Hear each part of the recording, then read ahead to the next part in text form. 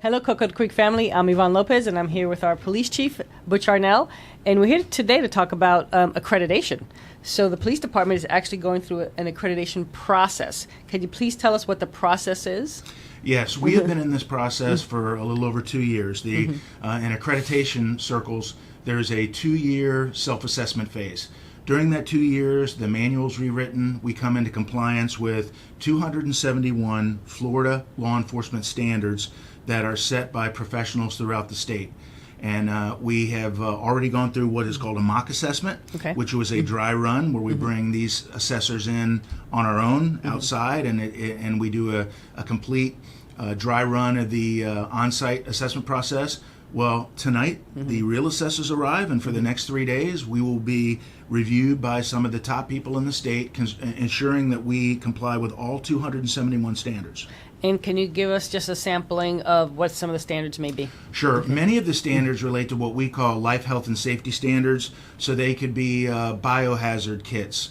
They could be anything involving high liability, pursuit policies. They could be use of force policies. They could be internal affairs policies.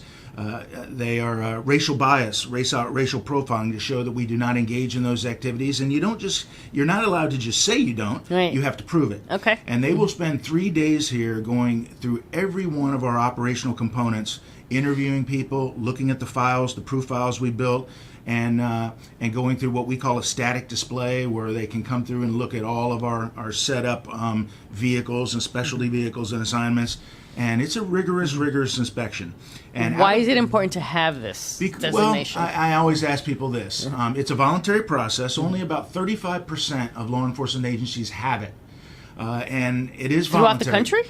In the state of Florida. In the state of Florida, okay. Yes, they only about 33 to 35% have it. Okay. But I ask you this: would you want your child going to a college that's not accredited? Right. Would you want would you want to go to a hospital that was not accredited? So I call this a covenant with the people of Coconut Creek, that when we get that big beautiful certificate and we put those decals on our cars and wear those pins on our uniforms, we'll say to our customers out there, we have met the most rigorous standards, and we walk the walk, don't just talk the talk. And how soon will you know? So the assessors will be here, and they'll be here for 3 days. How soon will you know whether is it a pass-fail? Well, it is. It's not a pass-fail.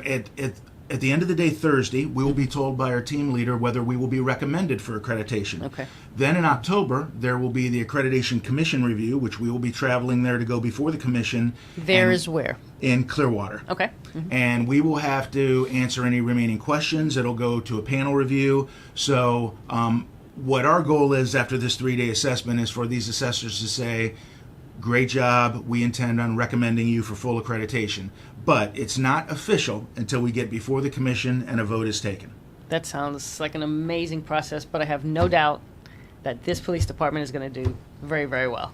Well, the pressure's on, and have some amazing folks here working on this night and day. Okay. I'm very, very proud of them, and I think that the citizens of Coconut Creek are going to be very happy with the final result. Yes, and we definitely will let them know when this happens, because it will. Thank you so much. Okay, thank you, Butch. Okay. Till next time.